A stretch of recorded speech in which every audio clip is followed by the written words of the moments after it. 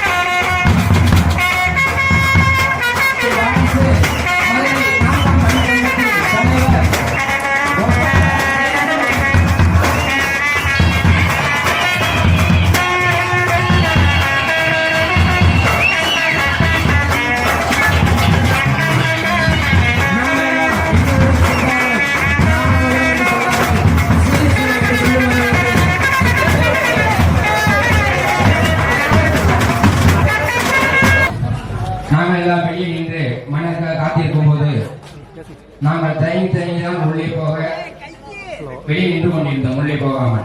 ஆனால் மன்னருடைய பாபா திரு அஸ்வின் ராஜா அவர்களே வெளியே வந்து எங்களை மிகவும் பணிவன்புடன் உள்ளே கூப்பிட்டு சென்று உட்கார வைத்தார்.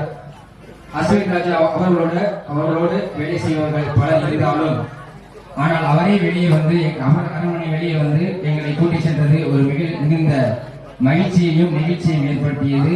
இத்தகைய ஒரு மாட்சிமை பெற்ற மனிதர்களிடம் இந்த மாண்பு இருப்பது என்பது எளியவர்களுக்கும் இருந்து காட்டும் மாண்பு என்பது மிகவும் போற்றத்தக்கது.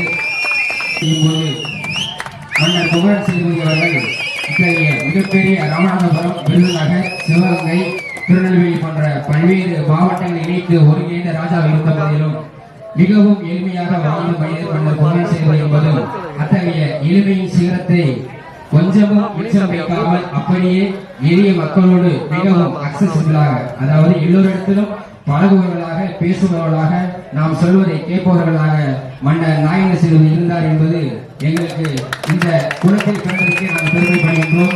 இந்த பாலைவனத்தின் ரோஜா, பாலைவனம் என்றால் தெரியும், மரக்குடியின் பாலைவனம் என்பது. அந்த பாலைவனத்தில் பூத்த ரோஜா எங்கள் சேது மன்னருக்கு இந்த ஈகிள் ஸ்போர்ட்ஸ் கிளப் சார்பாக நன்றியையும், இந்த ஆப்பநாட்டு சீமை உங்களுக்கு மட்டும்தான் சொந்தம் என்பதையும் இந்த முடிவு கூறி வேறு ராஜா யாரு கிடையாது என்பதையும், இந்த ராமநாதபுரத்தின் ஒரே மன்னர் நீங்கள் தான் என்பதையும் இந்த கூட்டத்தின் மூலமாக தெரிவித்துக் கொள்ள கடமைப்பட்டுள்ளோம். இன்றைக்கும் ஒரே ராஜா பாஸ்கரின் வழித்தோன்றல் நாயக சேதுபதி மட்டும்தான், வேற யாருக்கும் விட முடியாது. அப்படி வந்தால் நாங்களே போர் பணி தளபதிகளாக இருப்போம் என்பதையும் தெரிவித்துக் கொள்கிறோம். நன்றி.